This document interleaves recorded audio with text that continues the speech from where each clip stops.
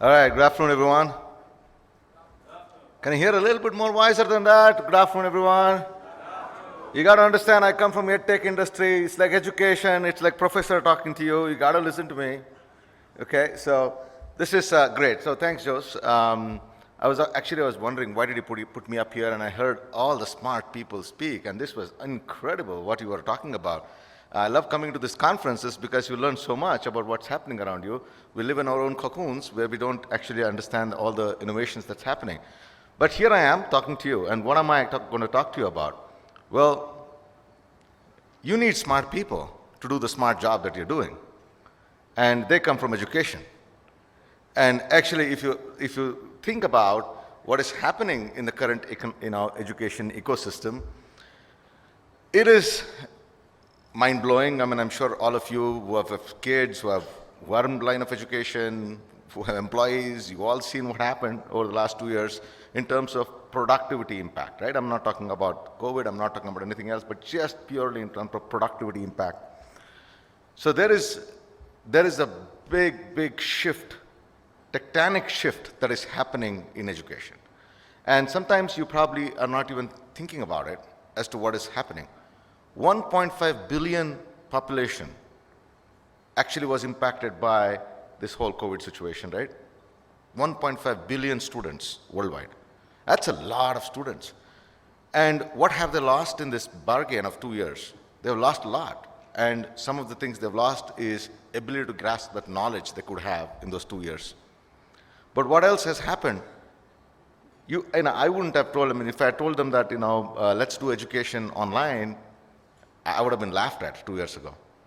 We always knew this change is coming, change is shifting, change is happening, but nobody would actually believe it. They would say, hey, whatever, yeah, that's fine. But then what happened actually? What really happened is pretty much wherever digital, equipments were available, smart devices were available, we actually could shift very quickly to online. However, that only accounted for about 30% of the world population. The other 70% of the world population did not get education. They did not get access to it. So now that they're all coming back, is this right to go back to the old norm? Is that the right norm? Well, let's think about it. So I talked about sustainable education in smart cities. And really, if a simple definition of a smart city is you're using technology, to improve your quality of life. It's just simply put it as that. It may sound more complicated than it is. And most of the cities these days are at some level smart cities, right? You do have Wi-Fi, internet connectivity, you're online. There is some smartness to it. Of course, you can be a lot more advanced in every field of it. And I'll talk about some of the exciting things that's happening. But if you look at that and you say, now, how about education? Is that becoming smarter? Well, you start thinking and say, yeah, it is, because now I'm doing online education. Well, online education is a method of delivery. It's the same teacher on the other side, talking to the same student on this side. Instead of sitting in a classroom, they're sitting in front of a screen. That is not smart education. If anything, that actually is a detrimental part of education, that now you don't even have a teacher in front of you. So what is smart education then? Right? Smart education is about looking at what the technology and all the great things you talked about, what we heard just in this session. The three wonderful speakers ahead of me spoke about some of those things which is happening around us. Where are we educating our next generation students to build from where you are and not go back and study from the bottom up? Build from where you are is what sustainability is about. You got to have a constantly upgradation of what you're doing and not somebody who's going to start from scratch all over again. So where do we actually take that education? This is what we dabble over. We are Anthology is a global company. We have over 8,000 institutions worldwide who use our solutions. And we actually work with institutions to think through this problem statement. How do we actually evolve this? What can we do to actually do a better education, right? And truly, we want to move to what we call as typically what we know as an education. I mean, the moment I say education, you can think of a university building, you think of your classroom, you think of your teacher. How do we actually shift that and really make it think of you as learners, from being education to think of you as learners? And we learn every day. I just was a learner right now till I come up and started speaking.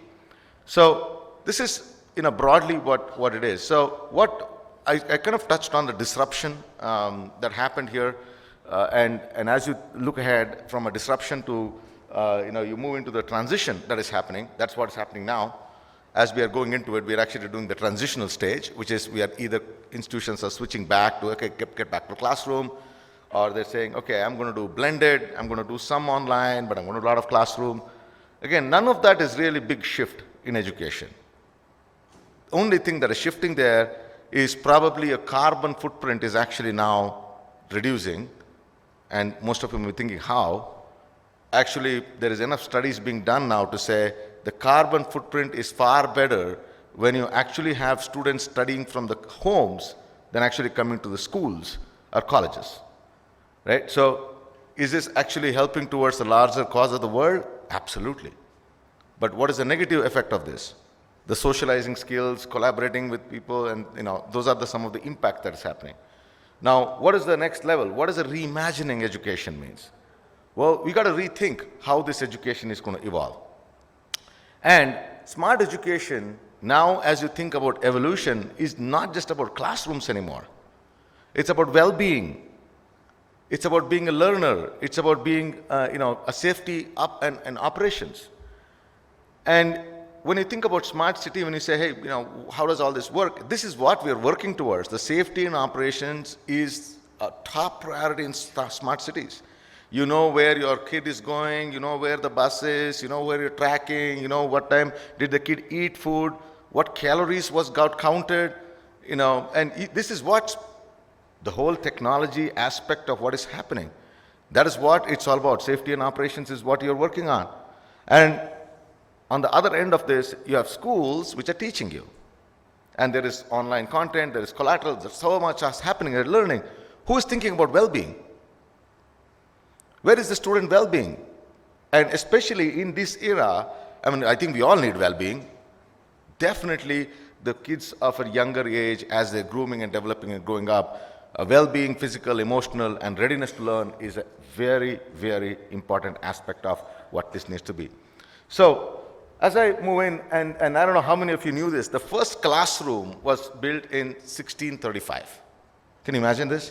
1635. Massachusetts, US, had the first classroom. And up until 2020, you actually think about that, that's not a big difference there, is it? It's sometimes we don't think about it. We think that our classrooms have better desks, but it's actually the same thing. Probably those were made of teak wood, now it's made of plywood. And then in 2022, this happened, right? Post-2022, which is now everybody's on laptop. Well, in this one, it shows like they're sitting in a classroom, which is truly that's what is happening. Many classes now have classrooms, but this could also be remote, right? This virtually they could be sitting at their home, and this is what is happening. So what is the future? The future is actually no classrooms. The future is actually collaboration centers. The future is actually you learn as you go, you learn where you want to learn, and you actually come and you collaborate. What does it even mean? Today we have labs. Well, no, that's not what you have. What you actually have is a syllabus which tells you do these three things. That's what you have. What you need is the challenges that comes ahead. So look at some of these things. Can any one of you kind of recognize any of these pictures? You can raise your hand and tell me what this is. Yes, sir? That's a railway station. New York railway station. That's a new railway station. That's right. Anyone else? Mumbai Airport. Okay. Any other pictures? Well, what is common thread here? Design. Okay. Design, obviously. Architecture. Yes. And there's a lot more connecting. And one of the most important things that connects is smart technology. It is unbelievable what is happening. Like the woman walking there with this thing on, the sweater or the shirt on. That's the new technology, and I'm not a technology. I can't go to the depth of what there is. But here is what it does: based on your weather, based on the humidity, based on where you are, the body that controls, the system controls how you should feel in that temperature. Okay, and this is for real. This is not like a modeling thing, right? This is what is happening. So you think about the textures, the fabrics, you talk about cotton and nylon is better for this something, and now you have texture, now you have something that auto-adjusts based on what you are. And this is what I read, apparently it also auto-adjusts based on who's looking at you. Now, I don't know how it picks something up like that, but I mean, you think about the imagination. Imagine this. You think about, the chair at the bottom there, the blue color chair. That's something fascinating. I was actually reading about it. It said, this is a chair that auto-adjusts based on who is sitting on it and what angle you want to sit on it, right? Your weight, your long back or a long leg, this seat adjusts automatically. Now, why am I saying this? Why are we not teaching kids or even adults this and say, now, how do you build on this? How do you extend this? How do you now take this to the next level? Right? How do you make, for example, if this can be done on a chair, can you do this on a hospital bed? Where based on the type of the patient they are, based on the age, you actually have an auto-adjustable feature. So this is all about developing. And in software, by the way, and a lot of you talked about software. One of the things that software, the revolutionization of software happened when software players became platform players. If some of you are not from software, you probably would be wondering, what am I talking about? Actually, what happened is, like, you look at Salesforce, Microsoft, and all the big software companies, they all are platform players. What they did was they allowed you to build extensibility on that platform. The use case, and today what the kids are learning on an IT, and the reason why IT is like going away in another angle, is because you're learning the platform and then creating things on the platform. No one's writing actually the code, C++ code. Now tell me the same thing, where is that applying in other industries? So as we look into the education, this is the focus on smart education. One is to increase access. Obviously, this is a huge problem, and many of us in the room may not even realize what a big problem this is in terms of gender, in terms of many aspects. And one of the things that we've also heard about, the number of girl students who have actually dropped off post-COVID is incredible. This is not a good thing for what's happening around the world. But enable access, right? Digital access. How do we get there? Improve quality of education. And how do you measure the quality of education?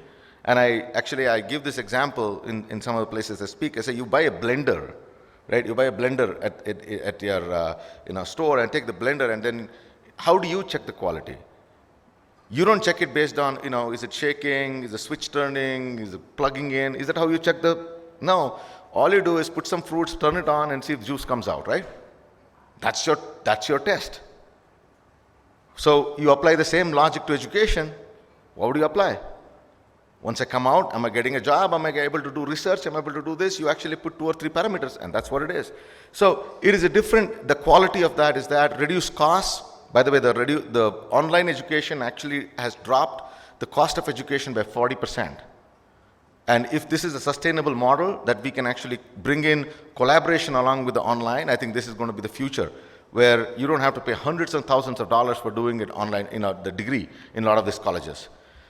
Support inclusion. It's a long topic, won't get into it, but definitely, inclusion is a huge part of it, and low carbon footprint, I kind of touched that. But education has to be enjoyable, energizing, and all the E's that I've touched on. So what are we working on? How are we actually thinking of doing this? Here is a couple of good examples, and I'll close it based on giving you a couple of good examples. A lot of you talked about data. That's exactly what we do, right? There is lots and lots and lots of data that is available with the student. And you look at the student journey from the time they ever expressed interest in wanting to join your institution all the way to actually being an alumni. There is tons of data in the institution. And today, if you actually tell the student, then you should actually go to go and attend the economics class. Economics student, you'll say, I don't want to go. Well, typical teenager or maybe grown up, because they don't understand what it means. So what we are actually working on, and in many ways it's already there with a lot of these institutions, is for a student, if they say, hey, your economics class is coming up next. Okay, interesting. If you look at the way it actually gives them analytics and says, your weakest is economics, because you're actually not done in economics over the last 3 semesters. This class will actually teach you these 2 skills which can improve your economic score by X percentage. And the students who pass this with X grade have 1,000 jobs available to join. And those 1,000 jobs pay you $100,000 each. Is that a good motivation for a kid to get up and go to school? That's all data analytics. Right? And that is available in the fingertip of a student. It doesn't just say that you go to class. It says, well, you got to go to class. That is the future. So that's what we call as intelligent experiences. And this cuts across students, it could be for a faculty, and I just give you one example of this. It can go anywhere. And it actually changes the way students think about education. It changes the way faculty think about education. It changes the way industry has to think about education. We work with industry to actually bring the data in, saying that, okay, how many jobs you think these people get, and what kind of skills are required for it. And we actually put it all together. And this is what kids love seeing, because this is what they want to know. I'm doing this physics. It's boring, but is it required? Yeah, because this probably you have a good chance of getting a $200,000 salary if you do this right and you do it this well. Ladies and gentlemen, sustainability is there for education. And I think you can partner with education different ways to make sure that we actually have a future where our kids, our grandkids, and all of them actually are studying and building and learning the way we want them to learn in future and not have to go to those classrooms. Thank you.